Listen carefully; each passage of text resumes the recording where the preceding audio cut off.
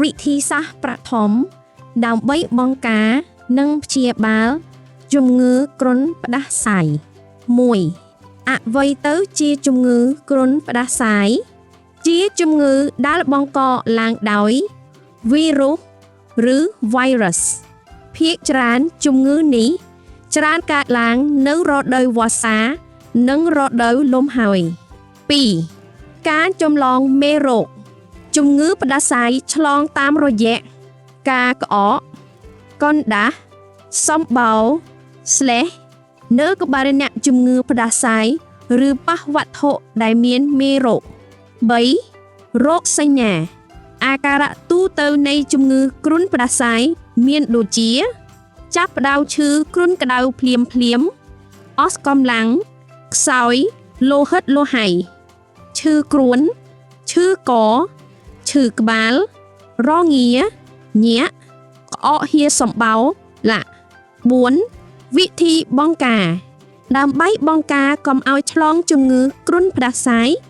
យើងត្រូវអនុវត្តចាក់ថ្នាំបង្ការជំងឺគ្រុនផ្ដាសាយរៀងរាល់1ឆ្នាំម្ដងខ្ទប់មាត់របស់អ្នកដោយប្រើក្រដាសឬកន្សែងនៅពេលក្អកឬកណ្ដាស់ឬខ្ទប់មាត់ដោយដៃរបស់អ្នកលាងដៃឲ្យបានស្អាត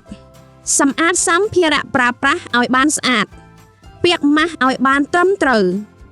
5. វិធីសាស្ត្រប្រថមដើម្បីព្យាបាលជំងឺគ្រុនផ្ដាសាយមាន ក វិធីព្យាបាលតាមបែបធម្មជាតិសម្រាប់ឲ្យបានគ្រប់គ្រាន់និងមានខ្យល់អាកាសបរិសុទ្ធផឹកទឹកឲ្យបានច្រើន វិធីទី 1 ហាន់ខ្ញីជាចំណិតតូចៗហើយលាយជាមួយទឹកក្តៅផឹករាល់ថ្ងៃ វិធីទី 2 លាយទឹកឃ្មុំ 2 ស្លាបព្រាកាហ្វេនិងទឹកក្រូចឆ្មា 1 ស្លាបព្រាកាហ្វេរួចយកទៅលាយជាមួយទឹកក្តៅ 1 កែវតូចល្មមដើម្បីផឹករាល់ថ្ងៃ ខ វិធីព្យាបាលដោយប្រើប្រាស់ឱសថដែលអាចប្រើប្រាស់បាននៅក្នុងគេហដ្ឋានបើមានអាការៈឈឺក្បាលឬគ្រុនក្តៅប្រើឱសថប៉ារ៉ាសេតាមុលមិនឲ្យលើសពី 3 ក្រាមក្នុងមួយថ្ងៃចំពោះមនុស្សធំ